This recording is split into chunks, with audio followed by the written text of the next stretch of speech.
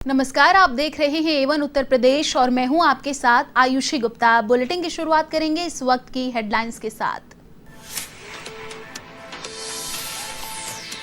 पंडित गोविंद वल्लभ पंत की जयंती पर सीएम योगी ने प्रतिमा पर किया माल्यार्पण। पंत के राष्ट्र के प्रति योगदान को किया याद। लोक भवन सभागार में हुआ पुष्पांजलि कार्यक्रम का आयोजन।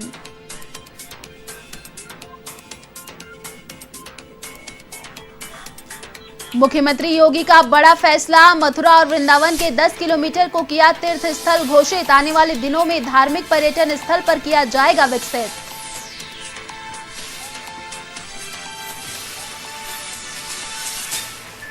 विधानसभा चुनावों के मद्देनजर मिशन यूपी पर प्रियंका गांधी लखनऊ में सलाहकार एवं रणनीति कमेटी के साथ की बैठक। प्रदेश में कांग्रेस निकालेगी 12,000 किलोमीटर की प्रतिज्ञा यात्रा।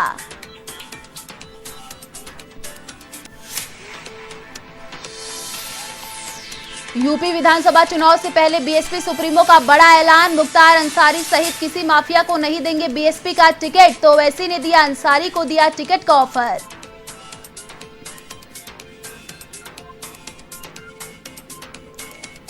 मुजफ्फरनगर में पुलिस और बदमाशों के बीच मुठभेड़। चोर गिरोह के 3 बदमाश गिरफ्तार। 30 लाख रुपए से ज्यादा का सामान और हथियार जब्त।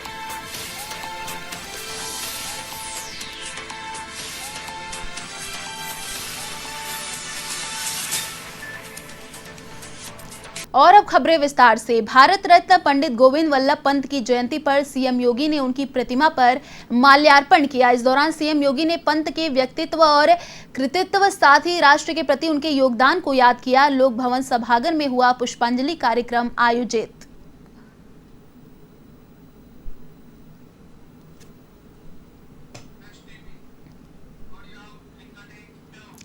कांग्रेस महासचिव और यूपी प्रभारी प्रियंका गांधी वाड्रा लखनऊ में आगामी विधानसभा चुनाव को लेकर बैठकों में मंथन किया। इन बैठकों का मकसद है उत्तर प्रदेश में कांग्रेस को उसका खोया जनाधार वापस दिलाना। लखनऊ में पार्टी के राज्य मुख्यालय में प्रियंका गांधी वाड्रा ने उत्तर प्रदेश के पूर्व मुख्यमंत्री पंडित गोविंद वल्लभ पंत की जयंती पर उनको श्रद्धांजलि अर्पित की और विधानसभा चुनाव 2022 को लेकर अपनी योजना साझा की। प्रियंका गांधी ने कहा कि कांग्रेस को उत्तर प्रदेश के हर घर तक पहुंचाने के लिए 12,000 किलोमीटर की हम वचन निभाएंगे, प्रतिज्ञा यात्रा निकालेंगे। इस यात्रा के जरिए पार्टी जनता के करीब जाने की कोशिश करेगी।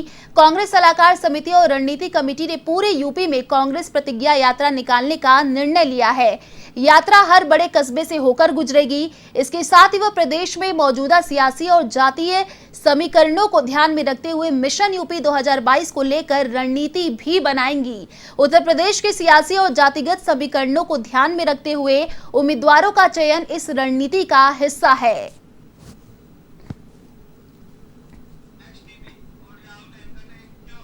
यूपी में अगले साल होने वाले विधानसभा चुनाव से पहले बीएसपी सुप्रीमो मायावती ने अहम ऐलान किया है। मायावती ने कहा है कि इसके मद्देनजर ही आगामी चुनाव में बीएसपी मुख्तार अंसारी को टिकट नहीं देगी। मऊ विधानसभा सीट से बीएसपी के प्रदेश अध्यक्ष भीम राजभर पार्टी के उम्मीदवार होंगे। मायावती ने कहा, कोशिश होगी कि किसी भी बाहुबली या माफिया को पार्टी से चुनाव नहीं लड़ाया जाए। साथ ही कहा कि जनता की कसौटी व उनकी उम्मीदों पर खरा उतरने के प्रयास के तहत के लिए इस निर्णय के फलस्वरूप पार्टी प्रभारियों से अपील है कि वे पार्टी उम्मीदवारों का चयन करते समय इस बात का खास ध्यान रखें ताकि सरकार बनने पर ऐसे तत्वों के विरुद्ध सख्त कार्रवाई करने में कोई भी दिक्कत ना हो।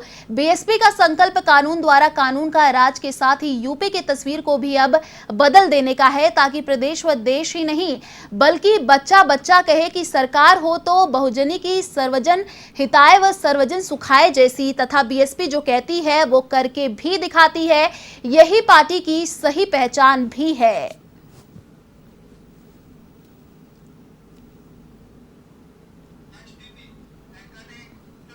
मुख्यमंत्री योगी आदित्यनाथ ने प्रदेश के धार्मिक पर्यटन स्थल केंद्र को लेकर बड़ा फैसला किया है। सीएम योगी आदित्यनाथ ने भगवान श्री कृष्ण की जन्मस्थली मथुरा और वृंदावन के 10 किलोमीटर को तीर्थ स्थल घोषित किया है। सीएम योगी आदित्यनाथ ने श्री कृष्ण जन्माष्टमी पर मथुरा दौरे पर लोगों से किया वादा पूरा कर दिया है। उनके निर्देश पर उत्तर प्रदेश शासन ने भगवान श्री कृष्ण के जन्म स्थान ब्रज में मांस और मादिरा की बिक्री पर पाबंदी लगा दी है।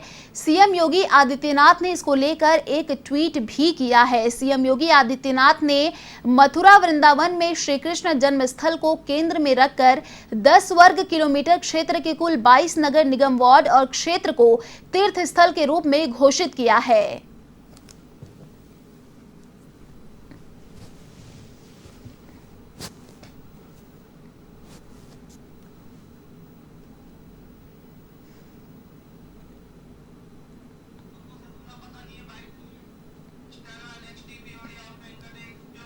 खबर यूपी के फतेहपुर से है, जहां उप मुख्यमंत्री केशव प्रसाद मौर्य ने जनपद के विकास को लेकर 289 करोड़ की लागत की 165 परियोजनाओं का शिलान्यास किया। इस दौरान मौर्य ने कहा कि यह सौगात जनता द्वारा भाजपा को मतदान देने का बहुमूल्य ब्याज का हिस्सा है, जिन्होंने केंद्र प्रदेश में सरकार को बनाया है। कार्यक्रम में केंद्रीय ग्रामीण विकास राज्य मंत्री साध्वी निरंजन ज्योति, कारागार राज्य मंत्री जय कुमार जैकी, खाद्य रसद राज्य मंत्री राणवेंद्र प्रताप सिंह सहित जनप्रतिनिधि और कार्यकर्ता मौजूद रहे।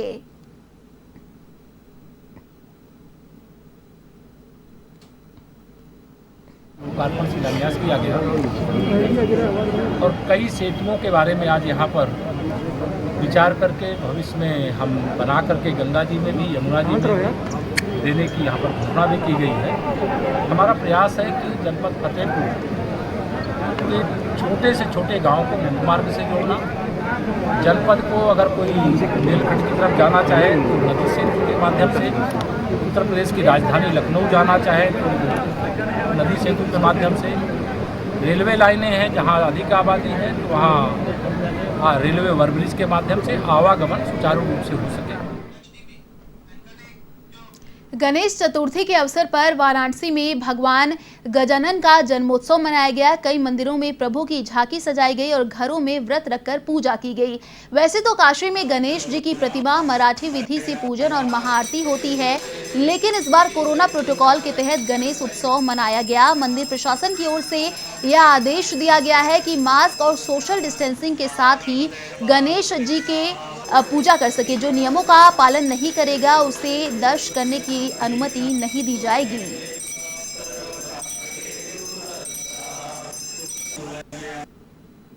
मतलब जैसे हम 15 साल से तो धूमधाम से तो बहुत बड़े लेवल पे कार्यक्रम होता था, और इस साल कोविड की वजह से प्रशासन ने तो अनुमति दी हुई है, पर छोटे स्तर पे, मतलब ना उसमें कोई कार्यक्रम हो रहा है सार्वजनिक, ना कुछ हो रहा है। खाली गणेश जी की प्रतिमा बैठाए हुए है और 3 दिन का ही रहेगा और संडे को 11 बजे विसर्जन होगा।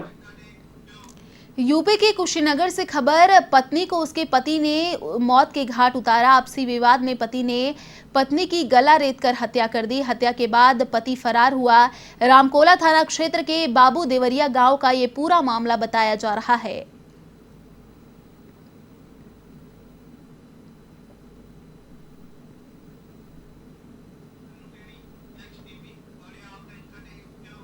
यूपी के कन्नौज में चोर और लुटेरे इतने बेखौफ हो गए हैं कि उन्हें अब पुलिस का जरा भी डर नहीं रहा।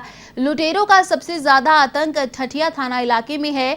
यहां ताबड़तोड़ लूट की घटनाओं से इलाकाई लोग दहशत में हैं। यहां बाइक सवार 4 लुटेरों ने 2 युवकों से मोबाइल और 600 रुपए लूट लिए। विरोध करने पर लुटेरों ने उनकी जमकर पिटाई की और मरनासन्न हालत में सड़क किनारे फेंक कर फरार हो गए। वहीं मामले पर सीओ तिरवा का कहना है कि मामला संदिग्ध है, जिसकी जांच चल रही है। जांच के बाद ही कुछ बताया जा सकेगा।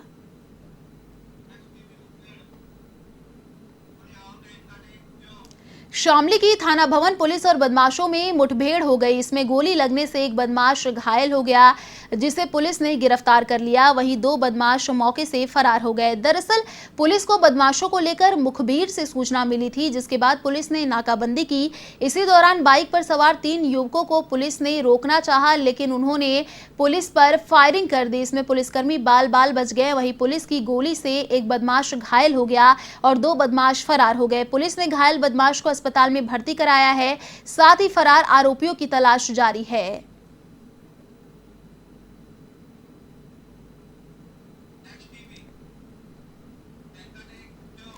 मुजफ्फरनगर में पुलिस और बदमाशों के बीच मुठभेड़ हो गई। इस दौरान पुलिस ने चोर गिरोह के 3 सदस्यों को गिरफ्तार किया।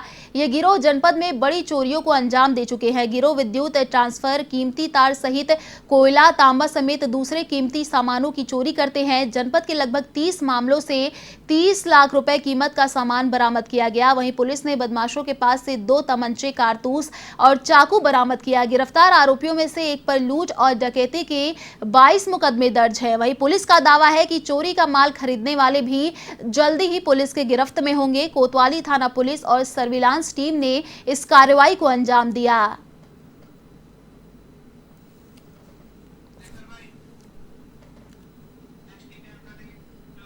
रायबरेली के अपर पुलिस अधीक्षक विश्वजीत श्रीवास्तव ने A1 टीवी को बेहतरीन कवरेज के लिए शुभकामनाएं और बधाई दी है। इस मौके पर उन्होंने कहा कि A1 टीवी के सभी जुड़ने वाले दर्शकों को हार्दिक शुभकामनाएं। श्रीवास्तव ने कहा, मैं A1 टीवी के उज्जवल भविष्य की कामना करता हूं। न्यूज़ चैनलों की श्रृंखला में एक नया चैनल जो इस वक्त आया है, जिसका नाम A1 टीवी है और ये चारों तरफ अपनी खबरें प्रसारित करा रहे हैं और मैं इनसे जुड़ने वाले दर्शकों और पूरे स्टाफ को अपनी शुभकामनाएं देता हूं और इनके उज्जवल भविष्य की कामना। अमरोहा के हसनपुर में जिलाधिकारी बालकृष्ण त्रिपाठी ने सामुदायिक स्वास्थ्य केंद्र का निरीक्षण कर आवश्यक व्यवस्थाओं का जायजा लिया। जिलाधिकारी ने सामुदायिक स्वास्थ्य केंद्र पर आपातकालीन कक्ष, ओपीडी कक्ष, ओपीडी आयुष पंजीकरण कक्ष, दवा वितरण कक्ष, कोविड-19 वैक्सीनेशन सैंपल कलेक्शन, महिला वार्ड सहित अन्य वार्डों का निरीक्षण कर व्यवस्थाओं को देखा और संबंधित चिकित्सा अधीक्षक को आवश्यक दिशा निर्देश दिए।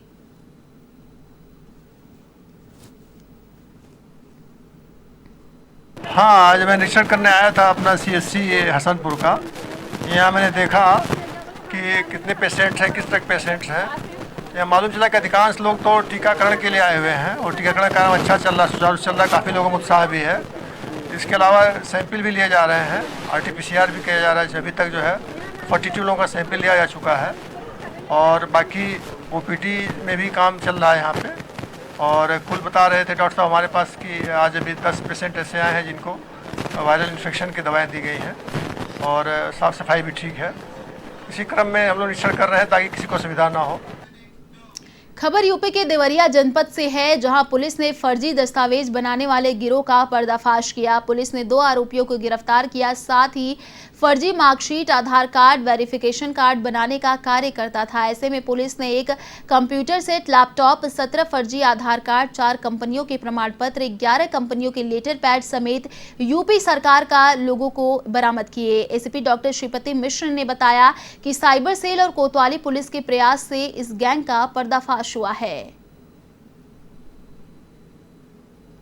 कि साइबर सेल और थाना कोतवाली के संयुक्त प्रयास से एक ऐसे गैंग का पर्दाफाश हुआ है जो लोगों को फर्जी मार्कशीट्स, फर्जी वेरिफिकेशन फॉर्म्स, फर्जी लाइसेंस, फर्जी आधार कार्ड आदि बनाने का काम करते हैं।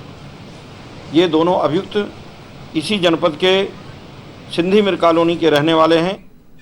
खबर यूपी के संभल से है, जहां भाजपा युवा मोर्चा की नवगठित जिला कार्यकारिणी में पवन मुखिया को दोबारा जिला मंत्री मनोनीत किया गया है, जिस पर भाजपा युवा मोर्चा के कार्यकर्ताओं ने चंदा देवी धर्मशाला में पवन मुखिया का भव्य स्वागत किया गया। इस दौरान पवन का पैतृक गांव मोरागढ़ में भी स्वागत हुआ।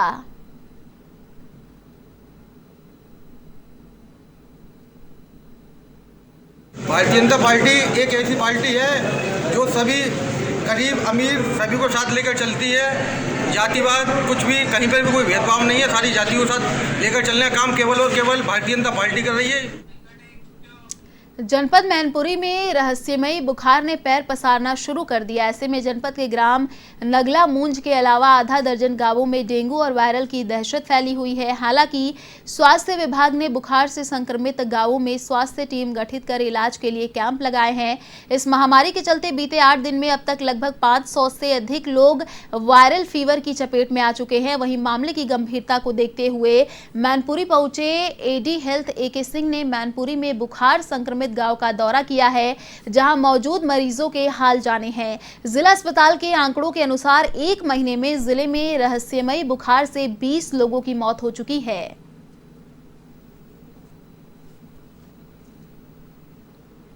मौसम में परिवर्तन हो रहा है, तो मौसम में परिवर्तन के हिसाब से सभी मैक्सिमम लोगों को वायरल फीवर हो रहा है।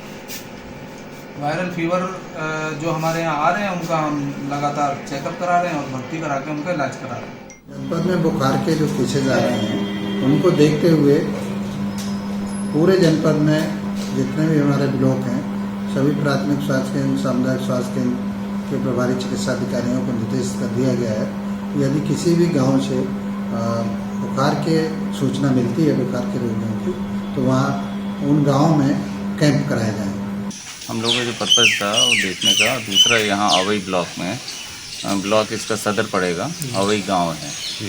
जो हम लोगों का पर्पज़ है देखने का वो 2 एस्पेक्ट से है। एक तो जो लोग बीमार हो रहे हैं या बीमार हैं, अगर उनकी कंडीशन थोड़ी सी भी ख़राब है तो तुरंत हम हॉस्पिटलाइज से जोड़ देंगे, एम्बुलेंस बुलाएंगे, अपनी एम्बुलेंस सर्विसेज हैं वहाँ शिफ्ट करके इनको ले जाकर डिस्ट्रिक्ट हॉस्पिटल या ज़रूरत पड़ेगी तो मेडिकल कॉलेज में ले जाकर एडमिट करें। उत्तर प्रदेश के कानपुर से खबर। रनिया से दबंगों का कहर, घर में घुसकर दबंगई कर की मारपीट, दबंगों ने 20 राउंड की फायरिंग की। कस्बे में दहशत का माहौल है। पाइपलाइन बिछाने को लेकर ठेकेदार और व्यापारी के बीच मारपीट हुई थी। पुलिस चौकी ने दबंगों पर कार्रवाई की जगह दोनों पक्षों में समझौता कराया।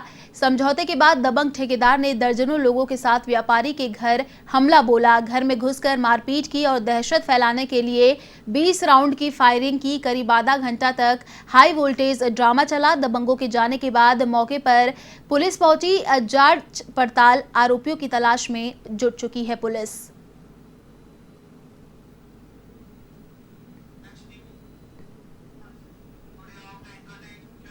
यूपी के रायबरेली से खबर। प्राइवेट नर्सिंग होम की दिखी बड़ी लापरवाही। पेट के अंदर भूले कैंची, मरीज के पेट में भूल गए कैंची। आपको बता दें परिजनों और स्टाफ में विवाद हुआ। अबॉर्शन कराने आई थी महिला, वहीं डॉक्टर का कहना है कि स्टील की कच्ची के कुछ टुकड़े टूट गए, जिसे 1 महीने बाद ऑपरेशन के द्वारा मैं बाहर निकाल दूंगी। कैनाल रोड स्थित संजीवनी नर्सिंग होम का ये मामला बताया जा रहा है।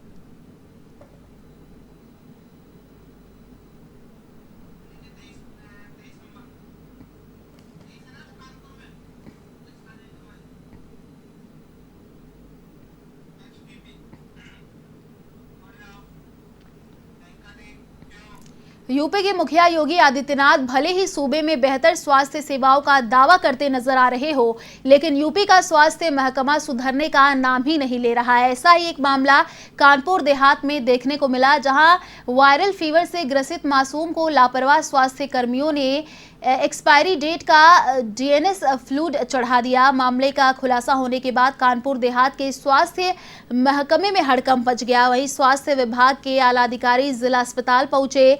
इस दौरान दवाइयों के स्टॉक रूम में एक्सपायरी डेट की भारी संख्या में DNS RL की बोतलें मिली, जिसके बाद अधिकारियों ने मामले की उच्च स्तरीय जांच के आदेश दिए।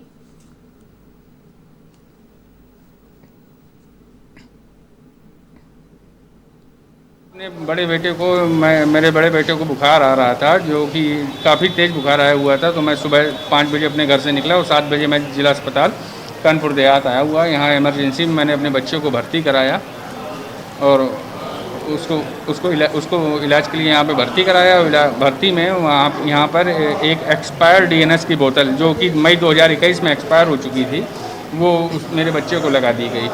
मैं इतना जानता हूँ लापरवाही जो किसी को एक्सपायरी नहीं लगनी चाहिए, ये बात को सच मैं भी जानता हूँ, मैं भी यही कहूँगा एक्सपायरी नहीं लगनी चाहिए। लेकिन मैं मेन स्टोर से ये मेरी कोई फाल नहीं है।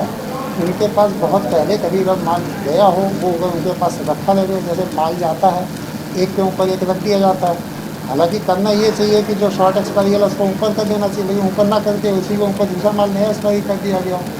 सूचना पर मैं आया था, यहाँ सीएमएस साहब भी मौजूद हैं और इसको देख लिया गया है। इसमें एक बोतल जो है वो मई का एक्सपायरी है, बाकी इसमें जो बोतल्स हैं वो अगस्त की एक्सपायरी है। अब उसको अभी हम संज्ञान में ले रहे हैं अपने, और उसके विरुद्ध जो लोग इसमें इन्वॉल्व हैं उनके खिलाफ सख्त कार्रवाई करी जाएगी। यूपी के आजमगढ़ में दीदारगंज थाने का 25,000 का इनामी बदमाश पुलिस से हुई मुठभेड़ में घायल हो गया। जानकारी के मुताबिक इनामी बदमाश अंकुश गौतम को गश्त के दौरान पुलिस ने असई मोल्लापुर मार्ग पर रुकने का इशारा किया। ऐसे में भागने की कोशिश करते वक्त बदमाश की पुलिस से मुठभेड़ हो गई। इस बीच पुलिस की गोली लगने से आरोपी घायल हो गया, जिसका अस्पताल में इलाज जारी है।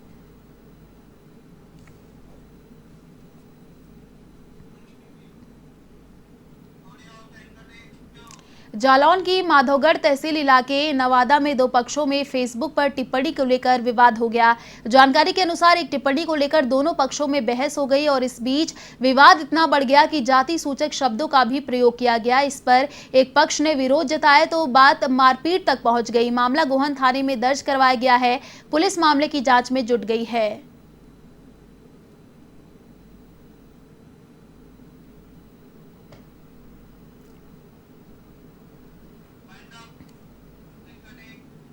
फिलहाल इस बुलेटिन में इतना ही। देश और दुनिया की तमाम बड़ी खबरों के लिए देखते रहिए A1 TV। नमस्कार।